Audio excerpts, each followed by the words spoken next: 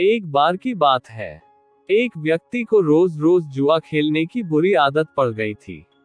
उसकी इस आदत से सभी बड़े परेशान रहते थे। लोग उसे समझाने की भी बहुत कोशिश करते कि वो ये गंदी आदत छोड़ दे, लेकिन वो हर किसी को एक ही जवाब देता, मैंने ये आदत नहीं पकड़ी, इस आदत ने मुझे पकड़ रखा है। और सचमुच वो इस आदत को छोड़ना चाहता था, पर हजार कोशिशों के बावजूद वो ऐसा नहीं कर पा रहा था। परिवार वालों ने सोचा कि शायद शादी करवा देने से वो ये आदत छोड़ दे, सो उसकी शादी करा दी गई। पर कुछ दिनों तक सब ठीक चला और फिर से वह जुआ खेलने जाने लगा। उसकी पत्नी भी अब काफी चिंतित रहने लगी और उसने निश्चय किया कि वह किसी न किसी तरह अपने पति की इस आदत को छुड़वा कर ही दम लेगी। एक दिन पत्नी को किसी सिद्ध साधु महात्मा के बारे में पता चला और वो अपने पति को लेकर उनके आश्रम पहुंची। साधु ने कहा, बताओ पुत्री, तुम्हारी क्या समस्या है। पत्नी ने दुखपूर्वक सारी बातें साधु महाराज को बता दी। साधु महाराज उनकी बातें सुनकर समस्या की जड़ समझ चुके थे और समाधान देने के लिए उन्होंने पति पत्नी को अगले दिन आने के लिए कहा। अगले दिन वे आश्रम पहुंचे तो उन्होंने देखा कि साधु महाराज एक पेड़ को पकड़ के खड़े हैं। उन्होंने साधु से पूछा कि आप ये क्या कर रहे हैं और पेड़ को इस तरह क्यों पकड़े हुए हैं।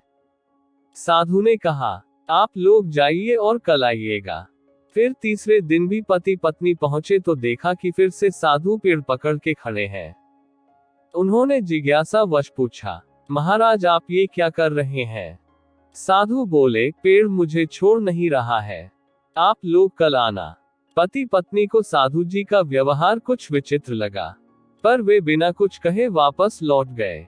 अगले दिन जब वे फिर आए तो देखा कि साधु महाराज अभी भी उसी पेड़ को पकड़े खड़े हैं। पति परेशान होते हुए बोला, बाबा आप ये क्या कर रहे हैं, आप इस पेड़ को छोड़ क्यों नहीं देते। साधु बोले, मैं क्या करूं बालक, ये पेड़ मुझे छोड़ ही नहीं रहा है। पति हंसते हुए बोला, महाराज आप पेड़ को पकड़े हुए हैं, पेड़ आपको नहीं, आप जब चाहें उसे छोड़ सकते हैं।